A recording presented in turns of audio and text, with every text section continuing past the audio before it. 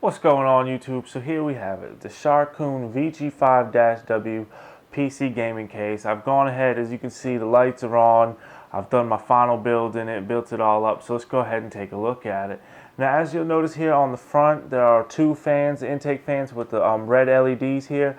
There's also a third one acting as an exhaust on this case that we'll take a look at in a minute. And there are also two red LEDs here, one on either side of where the optical drive bays will go. Those are controlled by their own 4-pin molex cable, and each one of the fans is also controlled by its own cable, so everything's good. One of the things I like about the fans is they have the 4-pin molex cables where you can plug them into each other, so you can essentially run all three fans off of one 4-pin molex on your power supply. So that's always good if you have a lot of molex things you need to be plugged in. But yeah, as you can see, nice red LEDs here. I've got the lights off right now, so why don't we go ahead, turn the lights on, and take a look on the inside of the case. Alright, so here's the inside of the case. One thing I wanted to touch on real quick was the 8-pin CPU power cable that normally routes out the back side of the motherboard and up through this top corner here. There is a hole there on this case, but in order to put the cable through there, you would kind of need to route it behind the motherboard, which is something I'm not very comfortable doing. I personally just don't like doing it.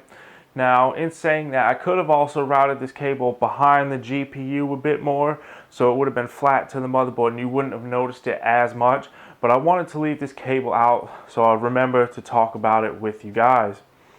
Other than that, there were no real problems. Everything was nice and smooth. Another thing to mention again, as I may have mentioned in the closer look video, there's not actually a lot of room on the case itself behind the motherboard tray for cable management, but the side panel does pop out a bit. It's got an indent in it coming out a bit, so there is actually plenty of room there, so don't worry about it. You can route your cables behind the motherboard tray, as you can see. Another nice feature that I liked was the SSD mounting. You can go ahead and they pretty much just slide in and out, as we can see. Now they of course have some screws here so you can mount them into place, but I left them like this so I could just show you guys. You literally just slide the SSD in by itself. There's no extra screws or clips or brackets or anything. You slide it in there and you screw it into place. The 3.5-inch hard drive bay is a bit similar, but it has its own tool-free retention clip. So you can slide it in there. Well, you take the little clip off, slide the drive in there, put the clip back into place, turn it, lock it in, boom, you're good to go.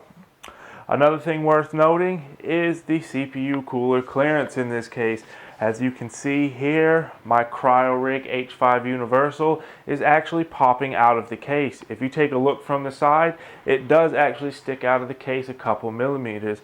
It's worth noting that this cooler is 160 millimeters in height, and anything larger than that probably won't fit. The reason this one fits in here is because, again, the side panel is indented out a bit and it allows a few extra centimeters of room so you can go ahead and get some stuff in there. I really lucked out with that. When I first put this cooler in, I wasn't even thinking. I just was like, alright, we're going to go ahead and put this one in here for this build. And then when I saw it, I was like, ooh, that's going to be tricky. But then I remembered side panels pop out a bit. So it works. It fit in there. Aside from that, touching on the graphics card, for reference, it's a Asus Radeon R9 29DX DirectC U2. So while it's not the biggest graphics card on the market, it's certainly not the smallest. And as you can see there, there's a bit more room between that and the SSD cage.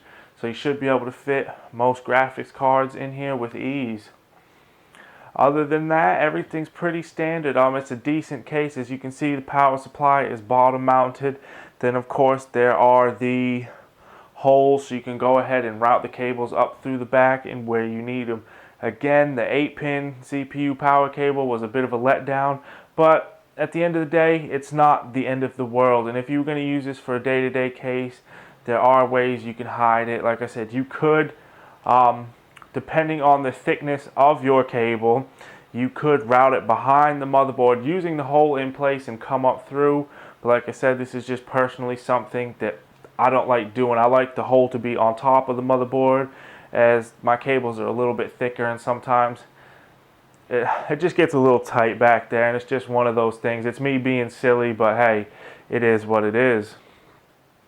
Again, the case comes with 3 pre-installed Sharkoon fans with red LEDs. You've got the 2 the 2 intake and the 1 exhaust to help get some airflow in this. That's great. There is no ventilation of any type on the top, which is fine. The case is designed to have the intake coming from the front and the exhaust out the back, so you don't really need that top ventilation or fans up there. Yes, it does also mean that you cannot really fit an all-in-one cooler in there. You could put a 120 mil in the rear, but there is no real space for a 240 or 280 of any sort, as there's no ventilation or fan mounting in the top of the case. So that is a minor letdown, but for the price, it's easily overlooked. And also, when you see the case in person, it's a normal size case, but it's not big, but it still has a lot of great features. So all in all, I was happy with the case. It was easy to build, and it didn't take any time at all. And yeah, it's a decent little case, especially when you consider in the value. So that's pretty much it for the final build video. Make sure to check out the full review on enistech.com. I'll put the link down below in the description. Big shout out to Sharkoon for sending in the Vg5-W for review. And as always, thank you guys for watching, and please stay tuned for more content in the near future.